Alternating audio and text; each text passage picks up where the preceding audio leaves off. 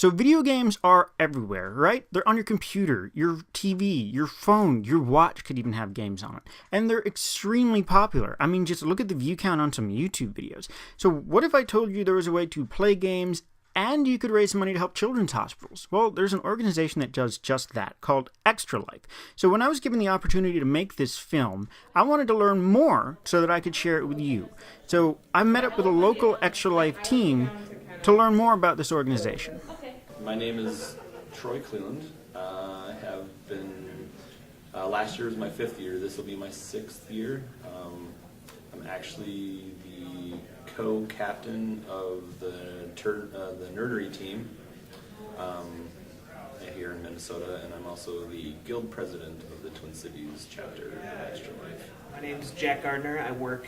I've actually worked with ExtraLife for probably the past 6 years, both as a participant and then now for probably the last 4 years, I've been writing for ExtraLife. So, both as a participant and professionally. There we go. My team, just in the local office, we have 4 offices, and we have people playing in each office.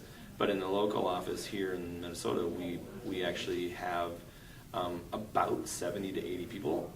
Alright, so let me put that into some context. So, in the year 2015, there were approximately 55,000 registered players. So if each group has about 80 people, that's close to 688 groups. However, to play you don't have to be part of a group. So with so many people, how would you explain to somebody who doesn't know what ExtraLife really is? And I wouldn't ask this. First is, the first thing I tell everybody is, ExtraLife is what you make of it. Yes, it's a 24-hour event that a lot of us participate in, but it doesn't have to be. You don't have to participate in the 24-hour event part. You can make it all year long if you want. If you're not a video gamer, that doesn't matter. You can play board games. You can play card games. I have families that have joined and raised money throughout the year and actually have played. They're like, oh, we got our Saturday game night, and we just use that to raise money. We just let our friends know, hey, we're playing games on Saturday. You want to raise money with us? Here, donate to our page. It's whatever you want. Every dollar counts. So I don't care if you raise $2, $10, $1,000. I don't care. Just put effort into it. I kind of have a spiel I kind of fall back on, and that's basically like to get the point across of what ExtraLife is. I typically compare it to something like a Relay for Life, where people come out and they get their friends, family, strangers to pledge money to them, and then they do a thing, and whether that thing is walking around a track or running a marathon or doing whatever else, ExtraLife is like that, except instead of insert activity here, you are playing games. And it's like the easiest sell in the world because everyone likes playing games, and most people like helping sick and injured kids in hospitals. And if you can do both at the same time, that's kind of a win-win. Yeah. So now that you've heard a little bit about what ExtraLife is, you may be wondering, what do players do to convince other people to donate? So this can vary between source to source. So if you're an individual, it's likely that you're going to just play to spread awareness, and then people will donate knowing that the money is going to a children's hospital. However, larger groups often offer rewards or prizes, or they sell merchandise. For example, of rewards, if you were to donate a specific dollar amount, you would then be offered into a raffle or a chance to win a certain prize for that category dollar amount. They could also sell merchandise, such as shirts and posters, where the money that they would normally be raising is actually given to the ExtraLife community to then give to their children's hospital of choice. So another thing they do is often set up stretch goals, where if a certain amount of money is raised within a certain amount of time, they will do a certain thing. That really depends on the person hosting the event. So I watched Rooster Teeth in 2016, and I was really inspired by how much money they made. They managed to raise almost $1 million with $948,000. So now that you've heard a little bit about how I learned about ExtraLife, I actually asked the people I interviewed how the they first learn. time I heard about it, I heard from a coworker that brought it from another job that she worked at. They had done it previously, and she was like, I'm going to go do this ExtraLife thing. And we're like, whoa, what is that? She goes, well, I get to play games for 24 hours and raise money for kids.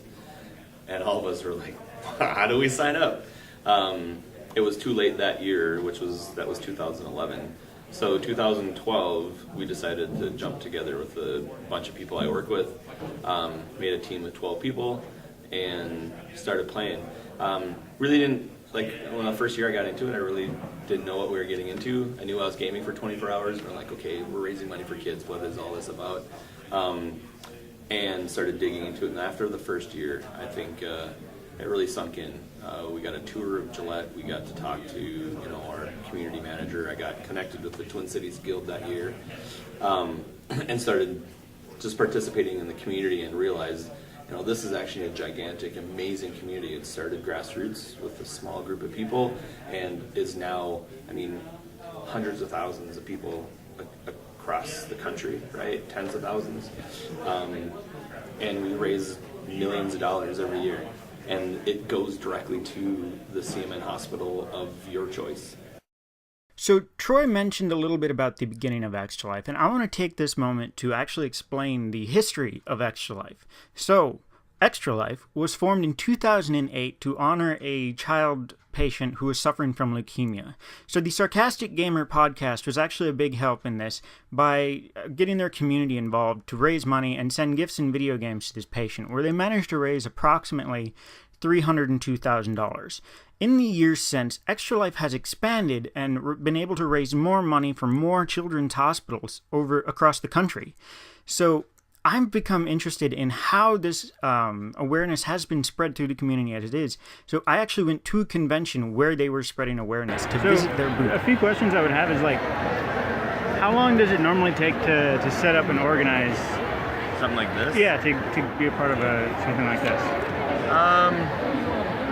We started planning with Wizard World, or the hospital did anyway, they donated the booth to us, so there was no cost. So the Wizard World themselves did, but it took us, we literally started working since last year, so probably about November, December, contacting them, just getting things figured out, our booth space, if they were going to give us a space or if we had to pay for it. And then within the last 2 months is when we started really finalizing, what do we need? Do we need power?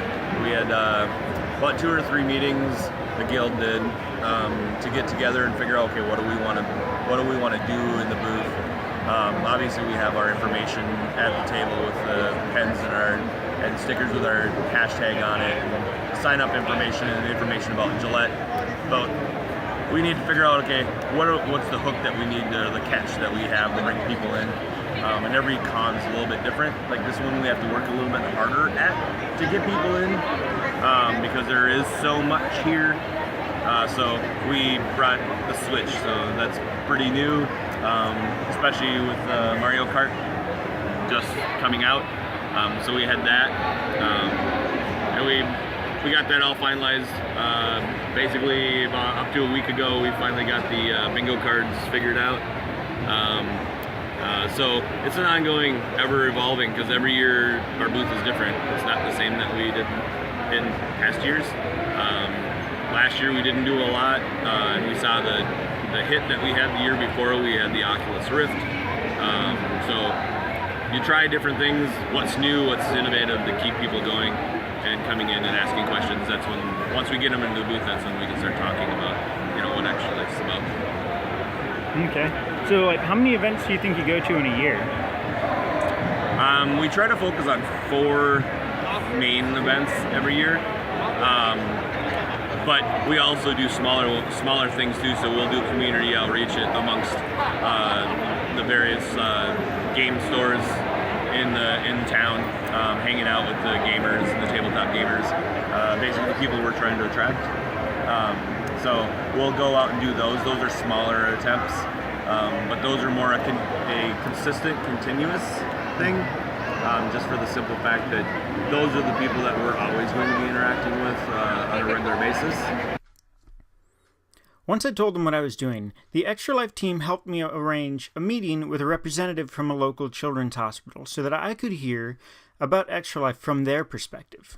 My name is Becky DeRoja, and I am a development associate here at Gillette Children's Specialty Healthcare. I work within the foundation, specifically with corporate partners, and also wonderful local events like ExtraLife, which is a 24-hour gaming marathon that benefits Children's Miracle Network hospitals. Here in Minnesota, Gillette Children's is the Children's Miracle Network Hospital. ExtraLife has had a tremendous impact on our hospital. The funds go directly back to the greatest need of the hospital at that point. It goes towards things like assistive technology devices, such as communication devices, also assistive technology, bracing, artificial limbs, and wheelchair seating systems. It goes towards child life services, such as activities within the waiting area, toys for our patients while they're here, social work services to help our patients and their families navigate through the medical care system. So you may be thinking, one moment, in this age of cybersecurity, how do I know the money is getting to the hospital? How does the money get to the hospital once it has been donated? So I took this chance to actually ask how this is done. So when participants play in the state of Minnesota for Gillette Children's, the funds go through Children's Miracle Network hospitals. And then at the end of the year, Gillette is given the final proceeds from ExtraLife. So ExtraLife gamers set up their own fundraising pages, and it's all viral fundraising.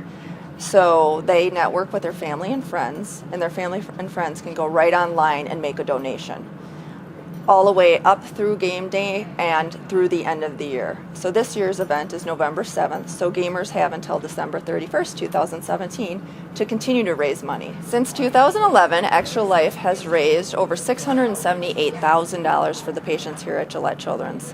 Annually, Gillette sees over 25,000 patients, and those patients make over 100,000 patient visits. So many times our patients are coming back to us repeatedly throughout the year, and oftentimes through their lifetime. Gillette Children's is so proud to be the recipient of ExtraLife funds. We're proud to be Children's Miracle Network Hospital, and we are so thankful to all the gamers out there who fundraise for us and to help the kids here that have long-term disabilities. So to conclude this project, I just wanted to share one of my favorite clips from the 2016 Rooster Teeth ExtraLife live stream. Thank you for watching. I've heard there was a secret chord that David played and it pleased the Lord, but you don't really care for music, do ya?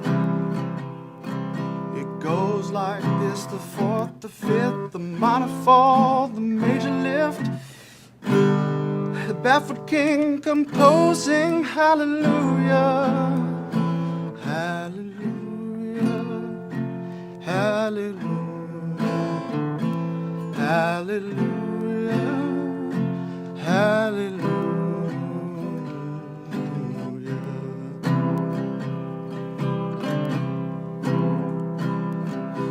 Baby, I've been here before. I know this room, I've walked this floor. I used to live alone before I knew you. I've seen your flag on the marble arch. Love is not a victory march. It's a cold and it's a broken hallelujah. Hallelujah. Hallelujah. Hallelujah. Hallelujah. Hallelujah. Hallelujah. Hallelujah, hallelujah.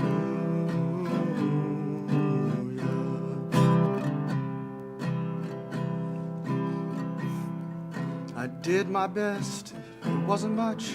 I couldn't feel, so I tried to touch. I never lied to you, never tried to fool you.